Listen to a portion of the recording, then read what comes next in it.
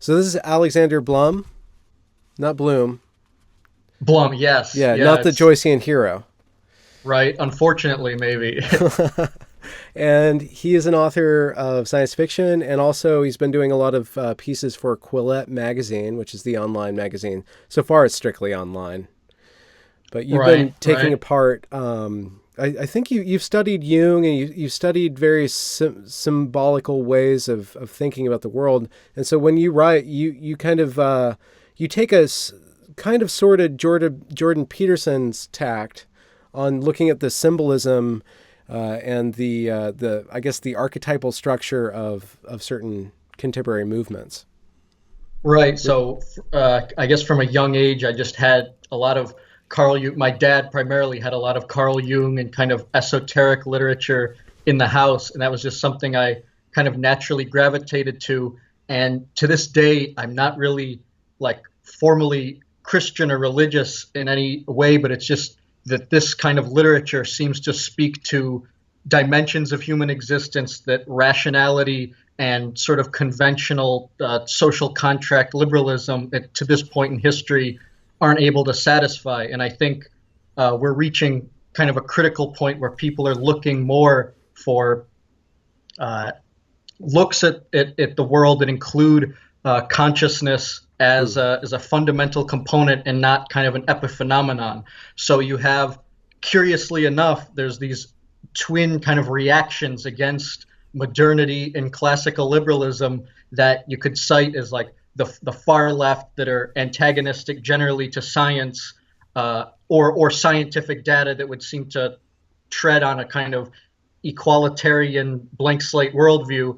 And then on the right, there's these extreme figures who seem to be totally in love with a hyper masculine version of the world. Like archetypally, I would say, like they despise the archetypal figure of the mother, which is the mother is sort of a shorthand for like womb, chaos, water. Like these are the kind of associations you Yeah. can make with the mother archetypally, and it maps on the same as in art history, the categories of Apollonian and Dionysian. Yeah. I think the Dionysian tends toward that as well, and it's the kind of spontaneous, poetic, lunar, compassionate, unpredictable, intuitive mode of consciousness.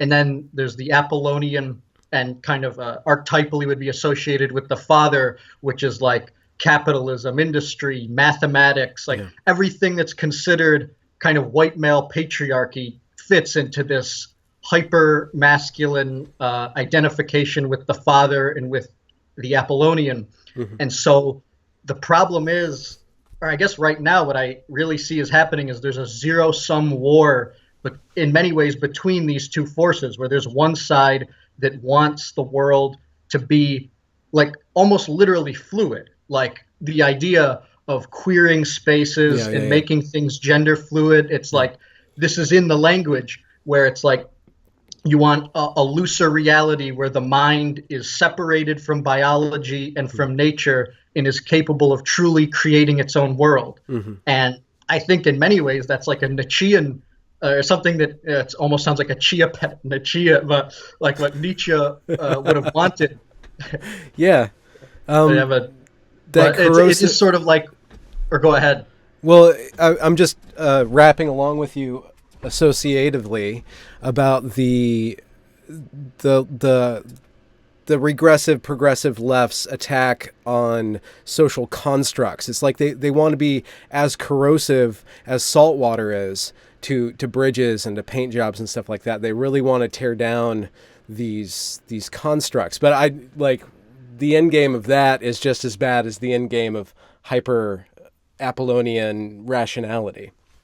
Right. Well, and I think that's part of the problem is it's like, especially as we move into a world where genetic editing and artificial wombs are going to be on the table, how Promethean can we be? Like, how truly separate from biology can we be?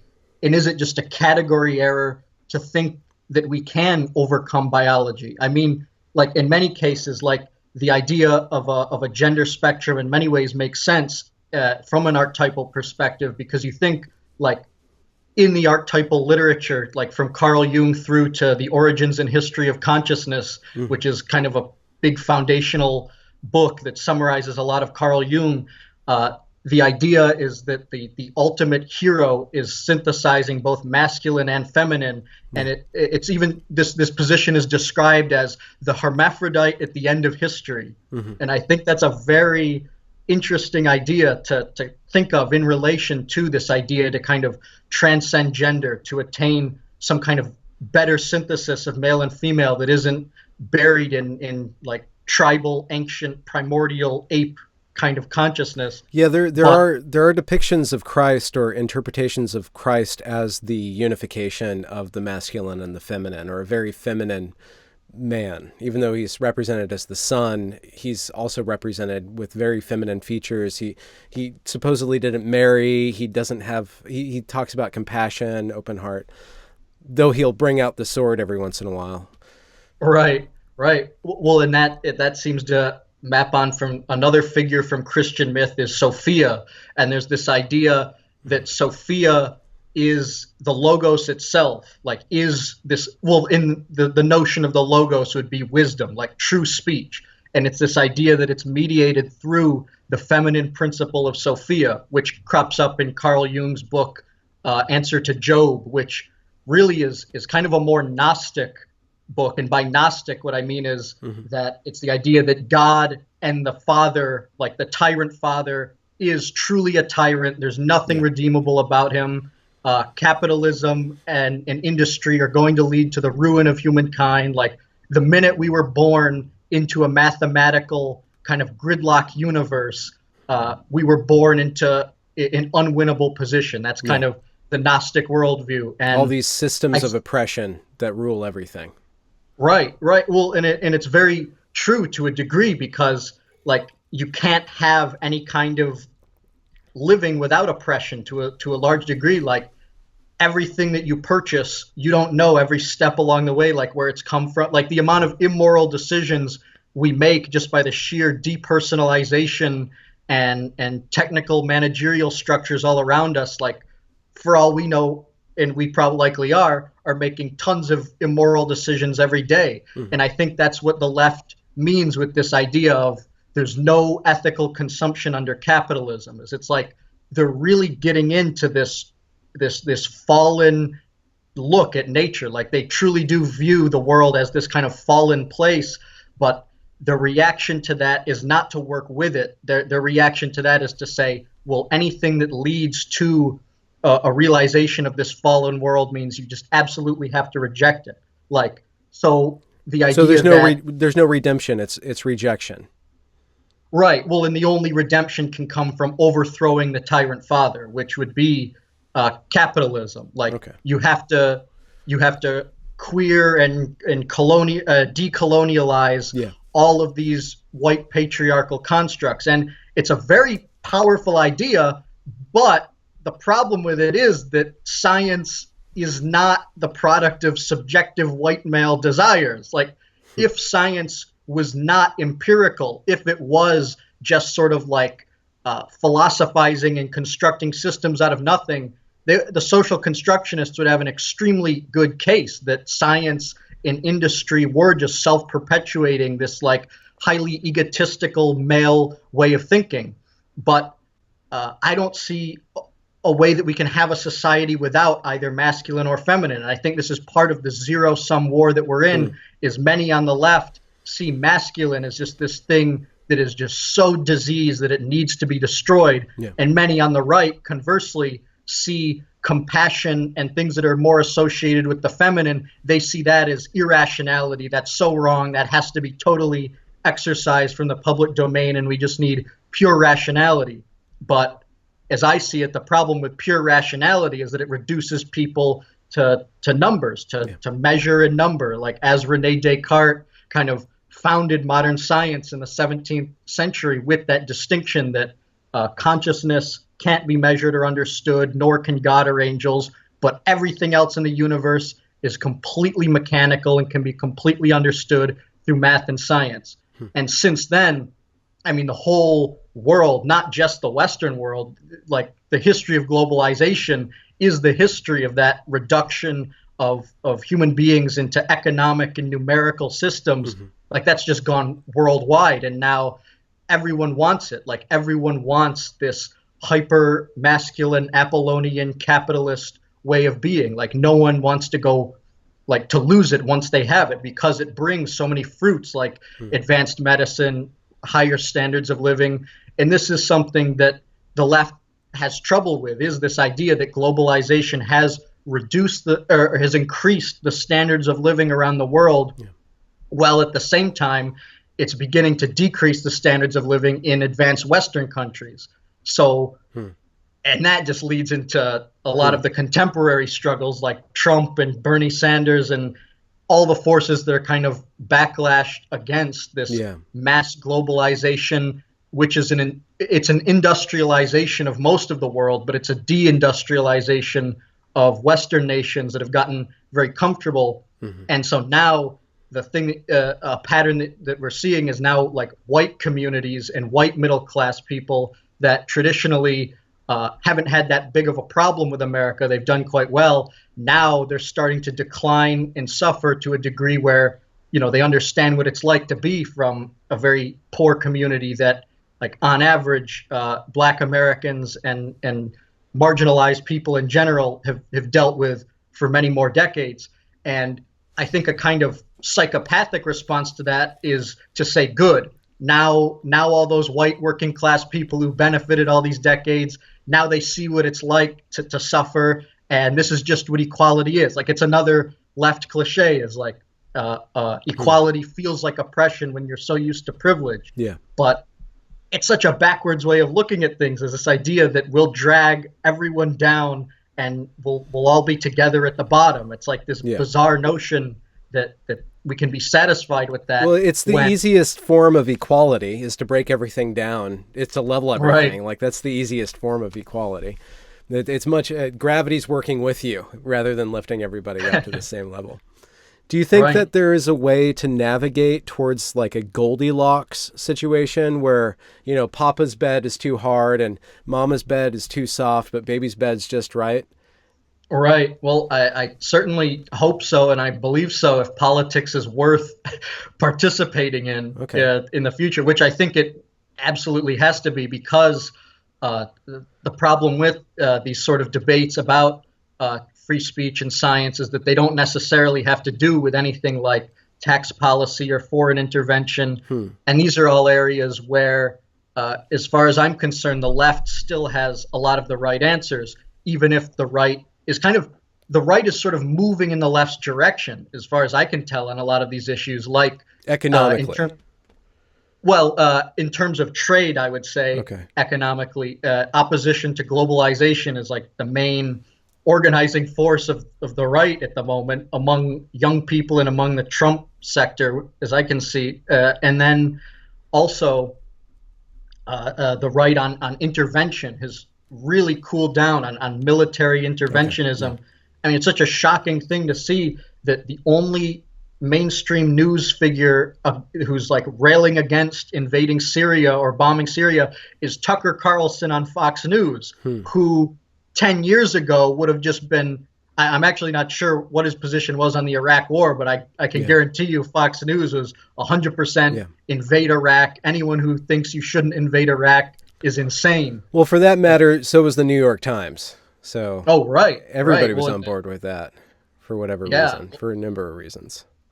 And all of the Democrats in the Congress went along. I mean, see, the problem with centrism is where the right and the left come together often is on terrible ground.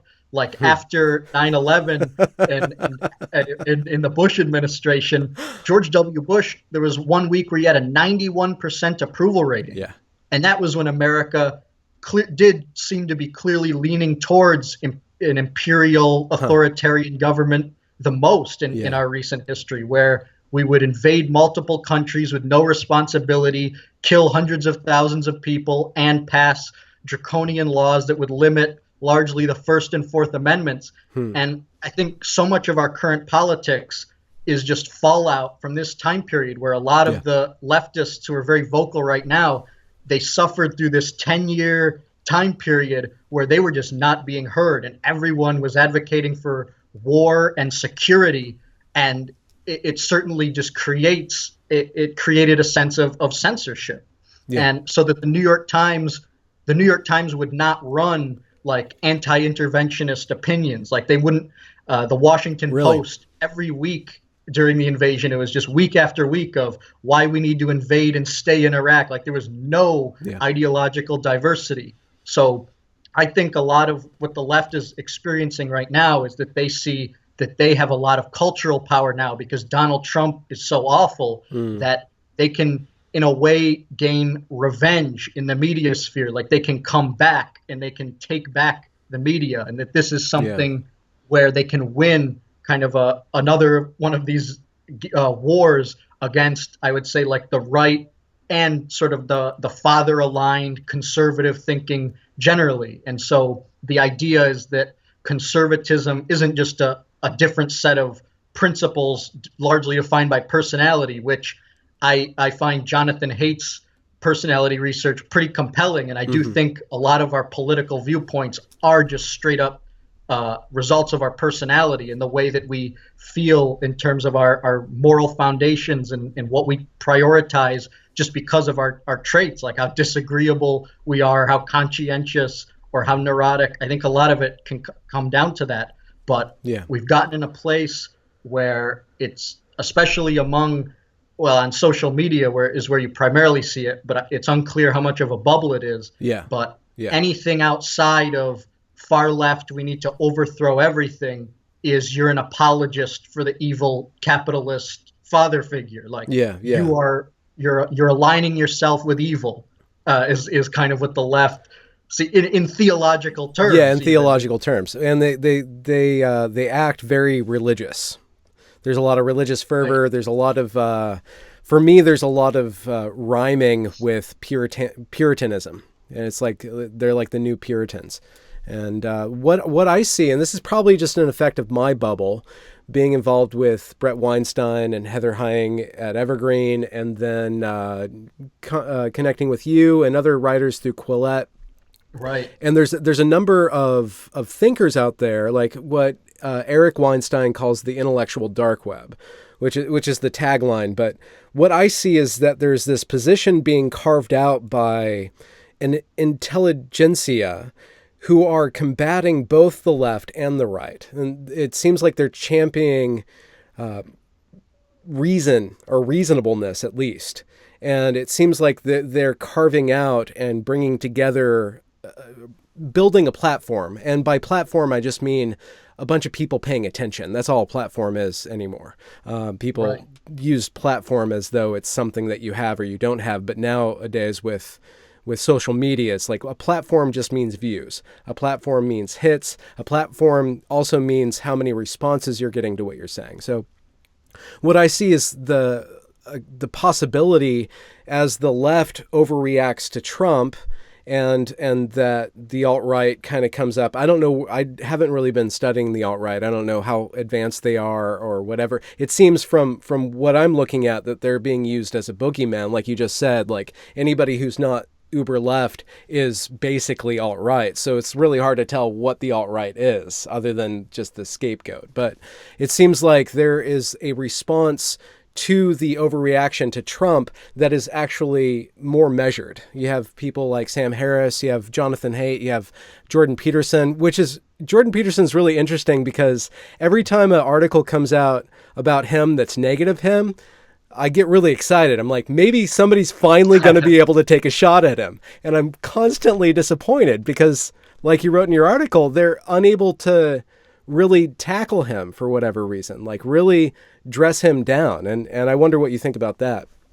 Right. Well, and I just want to say briefly as well that I think the alt-right is definitely a real force, but I think this kind of intellectual dark web that you describe, or at least the kind of tendencies that lead to it, like the range of thinkers like Peterson, Weinstein, Sam Harris, like it's absolutely essential because otherwise we're going to have a world where you can't, like if you like with Mark Zuckerberg being interviewed about like Facebook by the Senate, it seems like what he wants is to deploy artificial intelligence to find hate speech before it's written. So as far as I can tell, what he means by that is if you start typing and you say, well, I think there's too much damn immigration, immediately, like, you're part of a problem. Yeah. And I think the immigration topic is just so complicated. We can't just have like, oh, I'm moral and you're immoral. Like, that's not going to settle it. That'll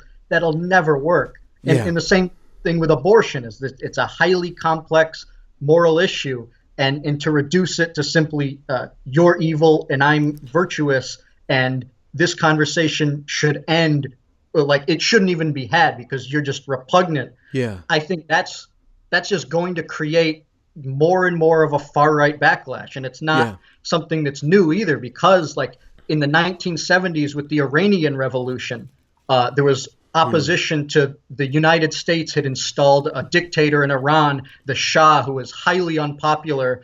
It was highly undemocratic. But the only opposition within Iran to the Shah was coming from the hard right theological Islamists. And so it became this Islamic revolution when it was the far right forces that were the most powerful against this kind of globalizing capitalist hegemony. Yeah. And the interesting thing is that you even see in Martin Heidegger, he writes, or he had written openly about how anything outside of the global capitalist system was good. So you could extrapolate from his thinking that any escape was good. So like a far right illiberal theocracy would be good because at least it has some values that aren't just money. And I think that's where a lot of alt-right people are kind of coming from, is they see that there needs to be a society that's about more than just money, more than just mechanization, but they're totally lost and atomized. And so they just cling to a fundamentalist kind of traditionalism that comes with extremely racist ethnic grounding. So it comes with that purity politics. Yeah. But I think it's absolutely an outgrowth of the realization that there are these fundamental problems with current capitalism, but there's no movement in place to resolve it. Like, especially from the left, like this is what honest leftists like that I think that I am just have to keep asking. It's like, why wasn't there a massive left movement instead of this Trump movement and this far right movement? Like, the answer to that question is why the left isn't working, because if there's a backlash against globalization and capitalism, the left has been in that territory for decades, and yet they haven't clung on to this. And a lot of that can be marked up to the internal politics of the Democratic Party, which we don't need to go into because it's just a corporate shit show. With the left, there's this identity politic that goes on that unifies a bunch of minorities, but it can't. It doesn't seem to unify people. It unionizes all these groups, but it doesn't unify them. It hesitates at that unification, whereas the danger of the right is that it unifies so strongly that's the danger of this over-unification. Right. Well, and I would say the reason why identity politics fails is because like if you really define people based on their group, that's dehumanizing and no one likes it, you know? Like fundamentally, like if you treat people as group first, individual second, you can only have a superficial relationship with that person. Yeah. And also or even with yourself. Right. Well, and it turns into a cynical marketing thing as far that's what I really see happening. Like, I think all of the negative effects of capitalism will absolutely continue, but it'll become a woke managerial version of capitalism. What do you mean by that? Like with Facebook and Google. So in order to get out of this problem of, oh, we're an evil capitalist company, people are kind of sick of us, what will we do? Well, we'll come out as extremely pro LGBTQ, pro women, pro Islam. Like, we'll get on all the right sides of all the identity issues, and we'll use that to trick people into thinking that we have compassion, and we'll just sell that. And like companies like Coke, Pepsi, like even like Lockheed Martin, the CIA has the first female director now. Like, all of the most reprehensible organs of society can just hide behind diversity and say, we're not corrupt, we're not doing anything wrong, we're helping marginalized people. And that works as a very shallow defense for now. I hope in the long term it won't work and people are able to see through it. But that's a lot of what the Democratic Party kind of did with Hillary Clinton versus Bernie Sanders. Well, on Bernie's side, there's a bunch of white bros, and on Hillary's side, there's all the people of color who need help, which is an absurd narrative to begin with, because Hillary Clinton and the Clinton agenda in general was heavily involved in mass incarceration in the 90s that Bernie Sanders was not a direct party to in remotely that way. But I see identity politics as being used as a shield to protect corrupted structures. And I think this is kind of, I think there are Marxists, even especially, that will make this critique of identity politics, but then they're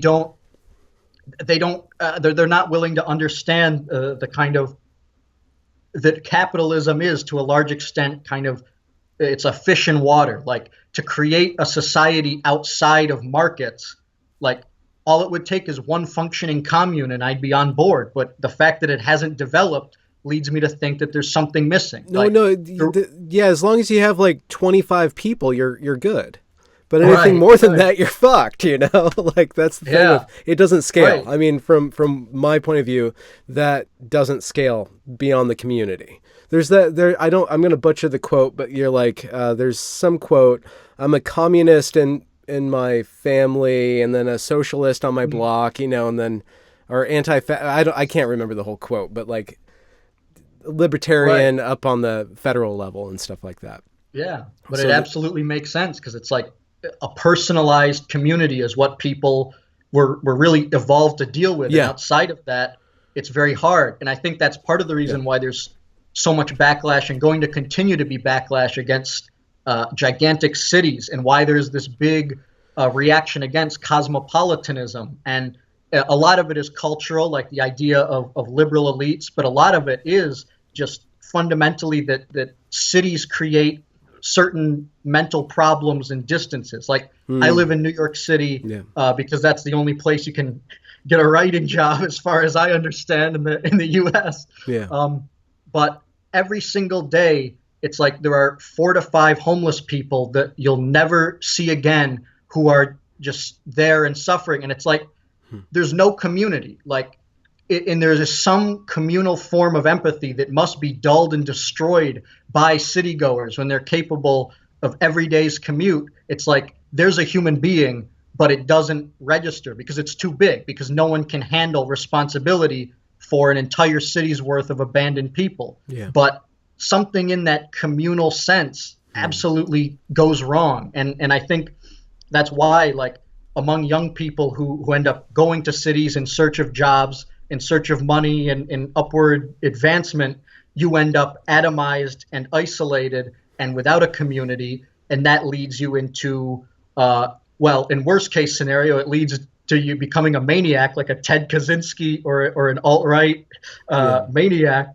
Or it also can just result in a slow dehumanization. And that's been the story of science fiction set in large cities for many decades, is that theme. And so this reaction against cities, I think, is much deeper than left or right, and absolutely will define a lot of this century and what ends up happening, because I don't see it as a sustainable mode of organization. Well, to bring it back to where we started, do you think that there are tools in our inherited traditions, and I'm speaking specifically about mythology in the broad sense, and archetypes in the Jungian sense, are there tools in these narrative constructs that will help us develop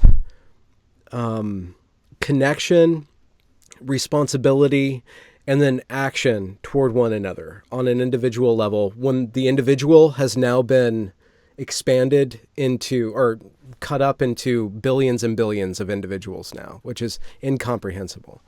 Right. Well, and I think there certainly is, and it's all fixated at this sort of individual level, where there's something intrinsically unique and divine about every single person, and that enacting that unique divinity upon the world is the reason why you exist, and that if someone else could do that exact same thing, you would have no reason to exist. You'd be a redundant person, right? Mm-hmm. And I think what so many people fear with the crunching and mathematization of people into just numbers and economic entities is they feel like they've totally lost that idea of that there's something unique about me that I can fulfill in the world that is greater than the sum of its parts. And I think that idea is why myth and storytelling are so powerful, is this idea that something could be greater than the sum of its parts, like that you could combine something mechanistically, but what it creates is larger than the pieces. And to a large degree, that is what consciousness itself appears to be, is it's the body can be mechanistic, but it's unclear exactly how those mechanisms produce something that's capable of feeling and existing in the world as a living being. Mm-hmm. And there's really no understanding of why a living, conscious, breathing, storytelling being would exist, mm-hmm. as opposed to just a vacuum of dust and particles, or even mechanical people that don't have internal lives. Like the entire idea that there is an internal life, that you can summon up images in your head that are distinctly yours and play them out, and that in dreams, that is exactly what happens, and in daydreams, that's exactly what happens. And I think intuitively, that's what people know about themselves, that is what's most meaningful about who they are, is what they're able to uniquely deal with in their head and in their internal life. And creating a link between the internal and external life, mm-hmm. is the hero's journey, archetypally speaking. It's like it's how you advance from it. So there's basically there's three central stages, and the first stage is that of the Great Mother, which is nature, chaos, like the primordial ocean, the primordial soup, the womb, everything that we've come from. But that's not enough, because we need to assert our individuality, and it's not enough just to be swallowed in the world. And when people are just swallowed in the world for a very, very long time, they become nihilistic and lose their sense of self. And I think a lot of that is like if you smoke marijuana 24 hours a day, 24/7, and don't do anything and aren't moving linearly upward, mm-hmm. you are in many ways seized by the Great Mother. Like you are in the archetype of the unconscious, undifferentiated being still feeling, in the womb. Consuming. Right, like it's the world that consumes itself. And that's exactly what the symbol of the Ouroboros, the snake eating its own tail, which is like it's a universal ancient symbol and it's not Western or Eastern. It's like from Egypt to Africa, mm-hmm. India, mm-hmm. North American tribes. There's this idea that the primal state of the world is the snake swallowing its own tail. It's where the world eats itself and isn't differentiated in any way. So the problem is, and this is why existence is so hard and insane, is because to differentiate yourself from that, you need to become violent, and not violent in action, but even in speech. Like the idea that you use words to cut things apart and categorize them. I mean, it's like in Genesis, like when God says, there's the word, let there be light, everything separates. That's a violent act, like to separate from the world and say, I'm an individual and I'm not just roiling in the world as a mess of chaos. Yeah. Like that takes so much arrogance and conceit and warfare. And that's what's mm-hmm. meant by the war with the dragon. Mm-hmm. Like that's exactly what it is it's fighting that the snake that swallows itself, the chaotic primordial condition, and it's asserting the individual and the unique ego and everything that it is in opposition to the world. And that's why the hero archetypally in so many myths is that the hero has to strangle snakes in the crib or fight a dragon or fight snakes or fight serpents, is because that's detaching from the chaotic origins where it's just snakes swallowing themselves. It's like turtles all the way down, just like ultimate chaotic amphibious reptilian mindset, and asserting. And I think there are parallels to say that it's the mammalian brain evolving out of the reptilian brain. It's like you keep putting thinner and more fragile stages of consciousness on top of what came before. Absolutely. And so what Jordan Peterson's like lobster metaphor that he's so either mocked or aggrandized for, it's like people don't seem to understand it. Like Robert Anton Wilson in his books does the same thing. He just calls it something else. Every serious thinker has some mode of talking about this base reptilian brain, this surface, this like foundation for our consciousness. They just all call it different things. Evolutionary theory, like you couldn't resist, you couldn't deny that there is such an entity, and that's part of the problem, is that that's what our foundation is. But we build the mammalian structure and then the cultural human structure on top of that. But that's all where you enter into this pattern of the hero's journey, which is really just a description of how consciousness emerges out of the roiling void of everything that was before birth. So to get back to the hero's journey, you described the first stage, and did we enter into the second without passing through a drape? Yes, that's the war with the dragon is the second stage, which is the war against the parents, basically, but not literal, like your physical personal parents, but what your parents, or even your cultural parents, the patriarchy and right. Well, and so the father would, in many senses, be the patriarchy, and the mother would be the kind of the maternal, unconscious, primordial ooze origin, where all is all and everything is one. And I do think people intuitively, especially young people in this chaotic age, they really, really want to go back to that all is all, one is one state of the mother in the womb. And that's why people advocating or defending, these structures of capitalism and industry and science, that's why they seem so cruel, is because they're trying to take violence to the primordial origin and separate everything out and say, we need to assert individuality, and it's a violent thing to do that, because you have to detach from heaven, really. I mean, where everything is everything swallows itself. Like it's a stage of completeness. It's infinity, and to leave infinity for the finite is the most insane proposition imaginable. It sucks. I mean, because then you have to die. I mean, once you do that, then you're mortal. Right. And there's no going back. And that's why life is so, it's why it needs to be conceived of in mythical ways like this, because otherwise you'll just be stranded. It'll just be like, nothing makes sense. This place is just a horror show. Like there needs to be some kind of structure that's universal to map yourself onto. Otherwise, it's all just personal opinion and prejudice. And that all falls apart after enough examination. Like once you live long enough and you can see kind of the viewpoints behind where everything is, like you can reach a state where nothing makes sense anymore. It's like the archetypal idea of like the dismissive God, or like the God who's seen it all and found nothing. And that's in the Bible as the character of Solomon, who's like, he's identified with this idea that there's nothing new under the sun. Like there's absolutely nothing new that can come into existence. And the way that new things come into existence is through this universal development of consciousness out of this totally vague primordial state into this fledgling young individual ego trying to differentiate itself.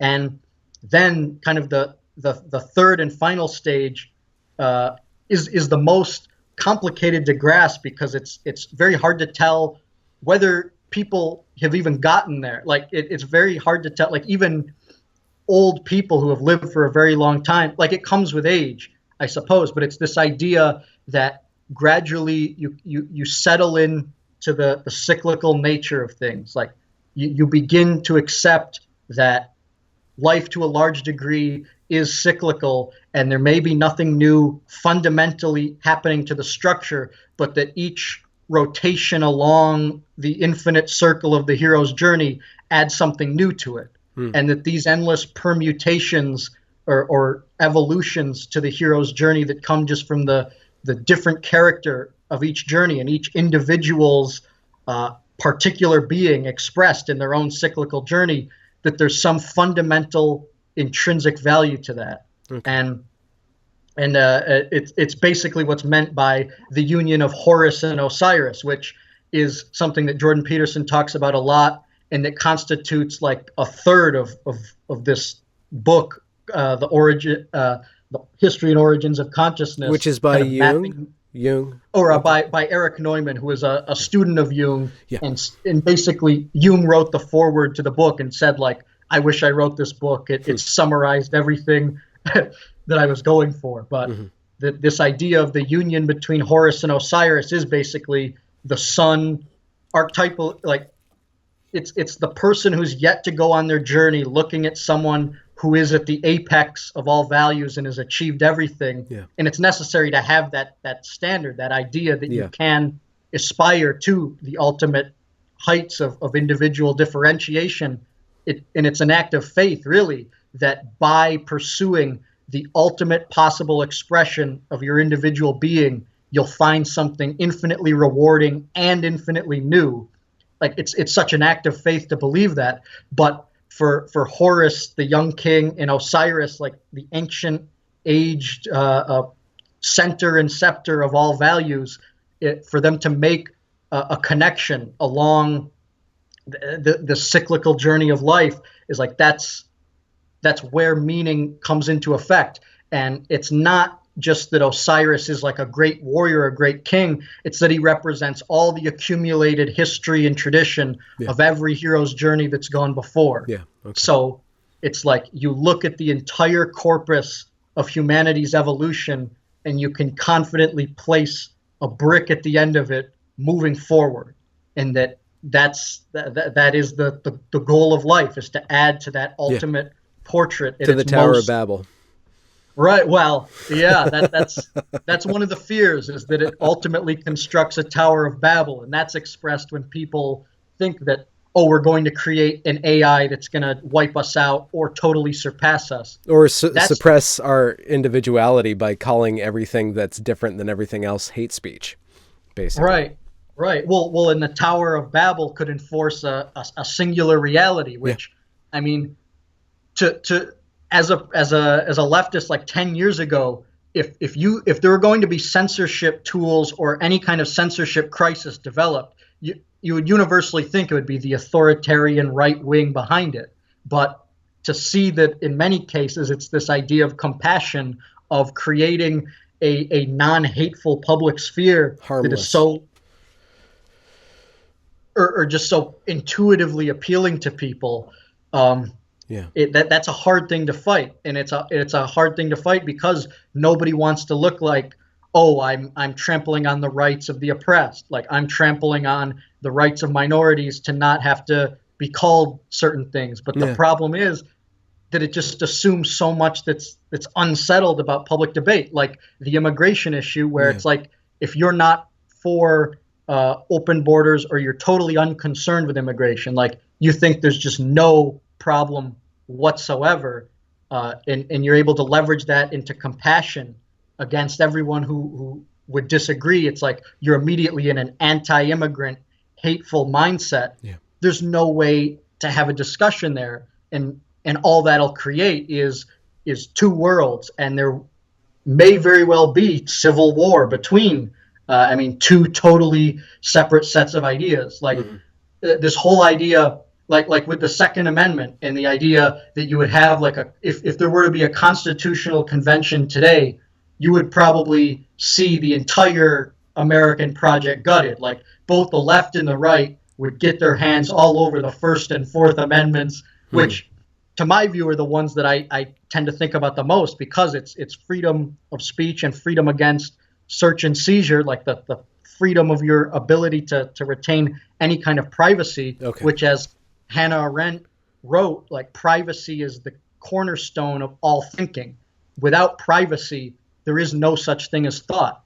But if people are policing themselves, even in their own heads, they can't think. And if there's no thinking, there's no democracy. Like there's no society at all. You're just an automaton doing what you think is either patriotic or compassionate.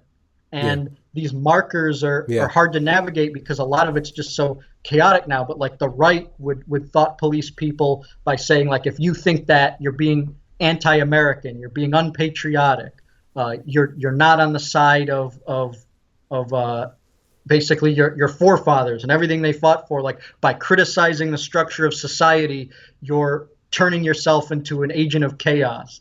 And that's like the harshly reductive view on the right, which really took root in the early 2000s. And now it's like that attitude is kind of flipped. And it's now on the left is this idea that, well, the internet is a wild, wild west and it needs to be managed. But the people who are going to be managing it are going to be the corporate overlords that the left understands that there are problems with. So it becomes a total paradox where it's like you want private corporate entities to protect the marginalized by expanding their power even into people's ability to write and think about ideas that aren't fully settled. And that's why the political spectrum has just gotten so bizarre, because people who would traditionally just be fine on either side are being forced to kind of re-examine the fundamental structures underneath politics and really take a look at what's going on. And I think that what that's led me to really believe is that the left is aligned with the desire to go back to the primordial Garden of Eden, like the Jean-Jacques Rousseau kind of idea that there was a way to have a worldwide commune, but we just became too evil and capitalist to do it. And that all we need to do is return back into the totally compassionate maternal womb, and we'll be able to establish that. Yeah, we're a fetus in search of a placenta, I guess. All right. On the left. Right. Well, and all the placentas are dangling around us, and it's like, what do you want to plug yourself into? It's like there's crazy ethno-nationalism, crazy quotas on group identity. Yeah. Do you want it to be just like constant war and military industrial horseshit? Like, there's so many different just mechanical udders of the great demon, the great demonic Tower of Babel that you can just become a part of. And the risk of any movement is that it becomes one of those udders. And so I always think that individualism is the ultimate. I mean, it's a blessing and a curse. Yeah, it's a curse. We have to reckon with the curse aspect of it in order to sell it to people who really need it. You have to reckon with the negatives of it. Absolutely. Well, and it's that you won't be accepted into any particular tribe, and that means that you'll just kind of be like a lone madman. It's like it's the archetype of the grizzled hermit who's just out in the middle of nowhere and no one wants to engage with. And that's something that when people fully refuse all tribalism, to a certain degree, they inevitably end up there. And especially with online ecosystems, like you can quantify how much they've ended up there. Like, you get less likes and retweets the more you piss certain people off. Yeah. So you really, the tendency of the market is to just find one of these horrible mechanical udders and just start suckling on an ideology so that you can gain an audience. Yeah. But my hope, and my hope is, if the internet is going to be a productive place long term, is that people will gradually get used to that state of affairs and really seek out eclectic individual opinion. And I think that's something that's happening and something that's going to continue to happen. Well, I'm just, this is kind of a swerve, but because we're talking about mythology, and like you were telling a story, you're telling a story about the hero, and you went through and you're connecting a lot of different things to that. And I'm really deep into looking at academic leftism, which is crazy. It's the craziest stuff. It, like, the language games that they're playing, it's insane, and they are advancing bit by bit towards controlling more and more of the academy. Right. And it's fiction. When I look at it, it's fiction, but that fiction has a different quality than the fiction that you're talking, or the fiction that I aspire to write. Like the mythological fiction.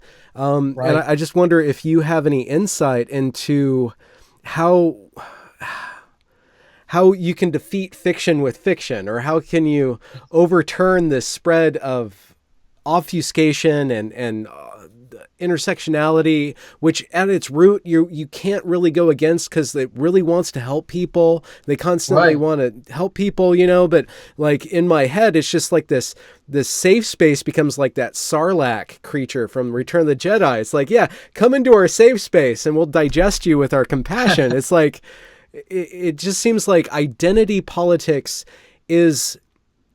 it's a mirage. And I know that archetypal thinking can have the same sort of critique put to it. It's like, it's not scientific, it's imaginal, it's dream thinking. How do you differentiate those two mirages?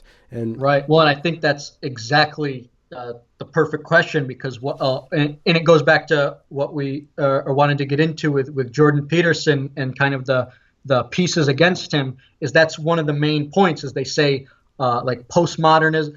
How can this guy possibly denounce postmodernism while he's uplifting myth and all this unconscious wooey stuff? Yeah, wooey. Isn't that a contradiction? And I think the reason why it's not a contradiction is because there's ways of approaching the world that want to overlap systems of meaning and build on one another. Yeah, building. And then there are and so what someone like Peterson and what Jung and what anyone who has not thrown away religion and storytelling as a path to the truth, which is most people, like when you watch a great story or read a great story, you know that you've experienced truth at some level. Like there's been a deep truth transmitted through a story or something. Yeah, right. That's deeper than an argument, and I think that's really where the root of all this comes from. Is how can a story be more true than an actual argument? Like how can an amazingly powerful story resonate more deeply with me than any, like there's all these philosophical attempts to prove God is real, and it's like none of those click with me, none of those make any sense. They're probably all bullshit. What really seems to seal the necessity of myth and archetype for me is that stories propose a deeper level of being where intuition and the unconscious and the unknown totally come into dialogue with structure and storytelling in a way that produces it's resonance. It's that feeling. It's like that golden glowing hum inside you when you really are in tune with something that is reaching that place within you. And it's very hard for people to reach that place within people. And Jordan Peterson, the evidence is quite clear that he's reached that place. And that's why he has so much appeal, is because when people watch him dissect biblical stories, they're really thinking, okay, this is really lining up with my experience of why I'm suffering, things that I could be doing better, things that have been happening for thousands of years, and patterns that are not new. Like, this isn't the Enlightenment being invented. This isn't something brand new. Like, these are patterns that have kept coming up for thousands and thousands of years, of like the hostile brothers, the tyrant father, the great mother consciousness that we all emerge from, of like the Eden forest. Like, all of these things are, as far as human beings can understand, they're eternal. They're eternal in the context of the existence of consciousness. Like, as long as there have been human beings, like, how do we know whether anyone was fully human or not, or whether or not they were just an ape? Well, were there cave paintings on the walls? Were there symbolic representations of being? Like, that's how you know there was more than an ape there. There was a human being, is they drew an oxen on the wall. In that symbolic representation of what we go through is what differ, as far as I can see. Like, I've thought a lot about this, like, human-animal divide question, and I have a lot of debates with my friends over it, and a lot of hard disagreements. But what I really arrive at is just that the one thing that differentiates us is that capacity for external symbolic thinking. Like, for all we know, like a cow might have achieved nirvana. Like, they really might have. Like, or a whale, like Reading Moby Dick, like a sperm whale could be like the wisest, most eldritch, dark, understanding, like, entity possible, but they don't communicate that with the objective world. They're never going to lay down like a scientific structure and put it outside of their brains. That's well, something. isn't that the root of the postmodern critique then? Is that we live in pure discourse. Not everything is discourse. Everything's symbolic. And it's all representation. Therefore, it doesn't need to line up to any given reality. Every given assertion is just as symbolic as every other given assertion. And how do we know and I'm not going to talk about science, just on a narrative level, how do we know when a story is true or not true? And I'm just going to. Right. Well, and that's the huge question. And I think what it really gets into is this idea of cultural memes transmitted over time, like the adaptive ways of the ways that human beings have adapted to the world that have then been passed down through culture and through stories and have been passed down for generation upon generation and still resonate as meaningful and true to this day. Yeah. Now, the question is, what happens when those stories don't have any meaning? What happens when someone can read all of the corpus of Carl Jung and say this guy is nonsensical? What he's saying is an appeal to something that we can't possibly know, and so the alternative is just pure chaos. And I think that's a fundamental problem with human expression and human reason, where it's like what you were saying about, like, how do we know that all our talking and rational structures, how do we know it's not all just bullshit? Well, that's exactly what Martin Heidegger came to believe. Is he basically said that the final truth is just direct, immediate experience, and everything else is nonsense. Well, that guy. I mean, I'm sorry, I'm going to bring up a very tired critique of him, but like, of course, that would be the conclusion of somebody who participated in something so awful. Right. I mean, he can't even turn back to his past. I mean, if he looked at what he was a part of, like, no, you can't look at that. You have to look at the now. So, right. Well, and that's what, in many ways, that's what leads to fascism and violence, is this idea that direct reality, not mediated through words, is all that matters. Because if you're not categorizing the world through words, you're categorizing it through physical action and violence. I mean, that's the most immediate mode of being. And I think there's some truth to that insofar as, like, the ultimate experience of being is beyond words. It's like he's tried to reach an ultimate conclusion, but fallen short of it. And I think that's what I think of a lot of postmodern theory, is that they're people who are in love with mystery, but they're not willing to accept any conclusive answers, other than that all the structures that have been built up are all fundamentally oppressive and wrong. And that leads you to a place of social engineering, where it's like, well, if men and women on average have different interests, then men and women must be flattened out and turned into the same type of being. And that's the only way to enact justice. Like, I feel like it's a fundamental schism. That's not justice. That's like primordial hummus, like you were saying. Like, that's just a return to like nothing, which is just chaos. Exactly. But the world is so hard that's what so many people want, and that's what so many people choose. And, I oscillate in and out of those sort of mindsets where it's like, you really don't know whether this is building up to anything. Yeah. And to a large degree, it is an act of faith that human civilization is building up to anything, that successive pattern of heroes coming one after the other, that leads to like the ultimate place that you could categorize as like divinity, like whatever the connotations of divinity, like that's the closest you can get to the structure of reality. If you think that leads nowhere, then the place that does, then the only thing left is just the chaos, or flipping it upside down. So I think on the left, it's either nothing can be true, like the scientific things that we think are true just absolutely are not and are products of bias. So it's either like total chaos, or it's like you recognize that these structures of industry, technology, because it's all bundled together. Like, I don't think you can separate industry, capitalism, technology, science. Like, it's all bundled totally together. And the impulse to reject that is so fundamentally powerful, because it's such an alienating age, and all of the old wisdom seems so difficult to reconcile with the present. Yeah, well, I think that I don't know. I was flipping through something and I saw a quote where I think it was Jordan Peterson. He said that human beings don't want happiness; they want meaning, right? And I think that resolves itself. What is meaning? I mean, we can go into all these infinite discourses of meaning, but like it has to resolve into action. And so primarily, I think I want to totally reduce it into there's two types of action.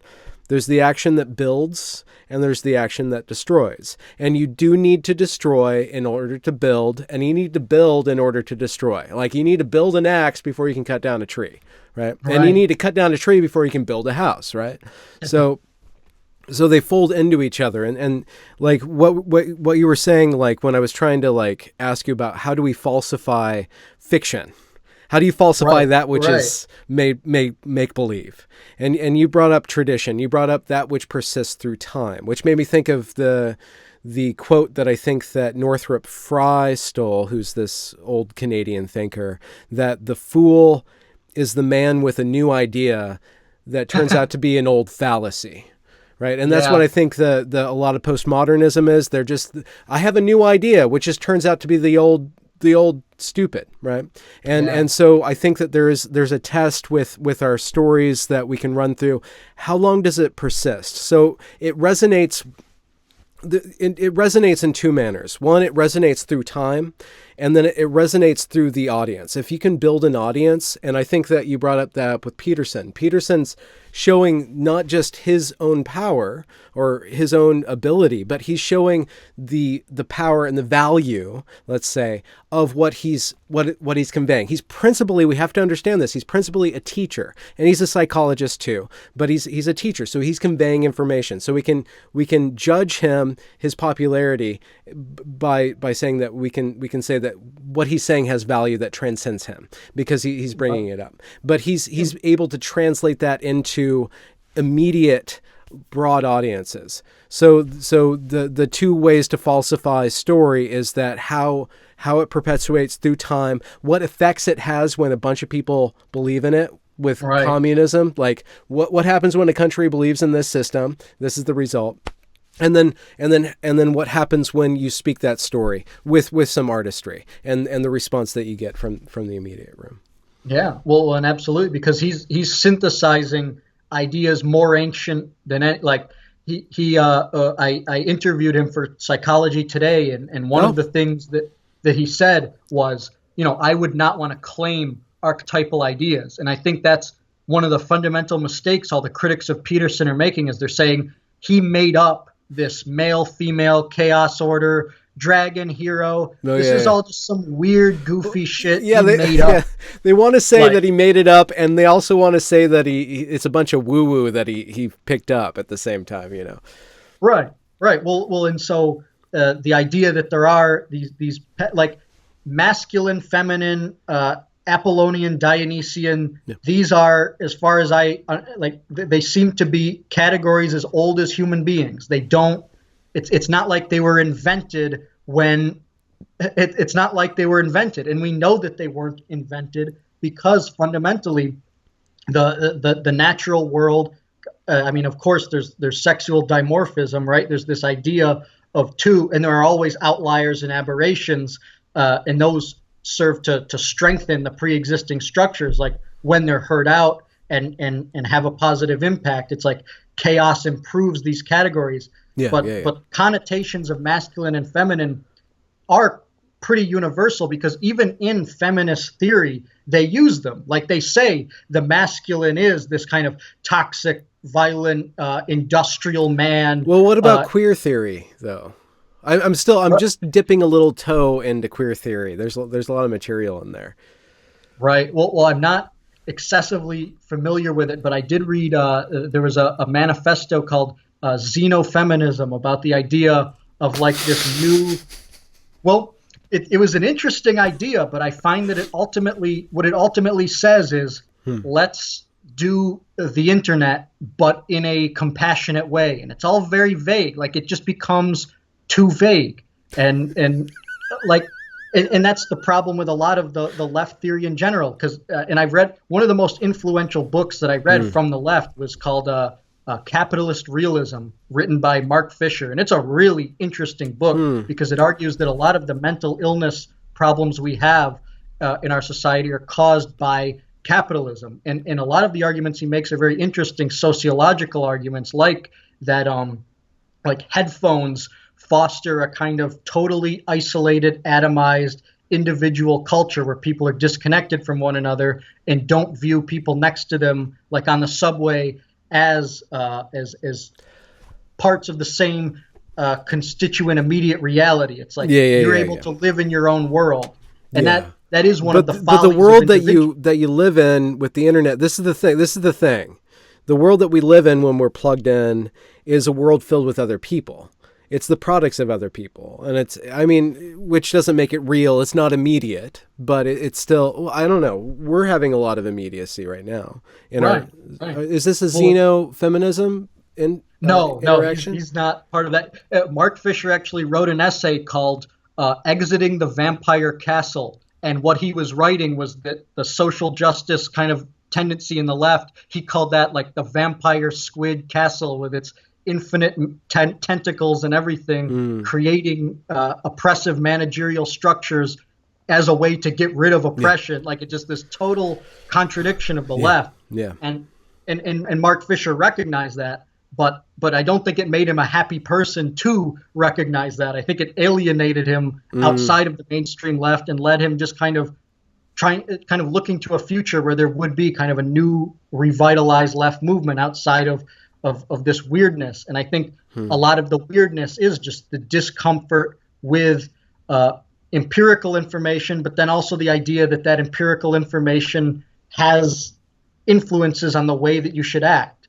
I mean, like in the way that people do act, like the way that people see the world and engage with others is largely filtered through kind of a priori systems. And the left gets caught up so much on genetics versus environment, but it's like, to me, it's almost irrelevant. Like when you're an adult in the world, you've had your environment, like you've been raised and you've had your genetics, whatever they were, like you've had your formative years, like you've kind of been formed. And people always change their opinions, but like your personality, whether your personality was 100% genetic or 100% environmental, it still is what it is. Yeah. And just immediately changing it, just like doing a 180, it doesn't make any sense. Like it's not possible. And I think that's where a lot of the problems come into, is that society, but the people have different outcomes in the world according to that, and that all outcomes are not equal, and that someone with high IQ and high industriousness tends to get ahead.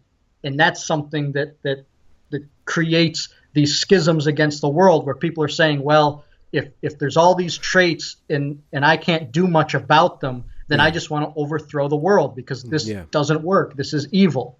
And it's more I sympathize with that point of view, as insofar as I sympathize with Gnostic Christianity, the idea that God is just a tyrant and there's nothing redeemable about existence. I think there's a very serious case to be made there, but if you never go beyond that case, you will ultimately end up depressed and suicidal.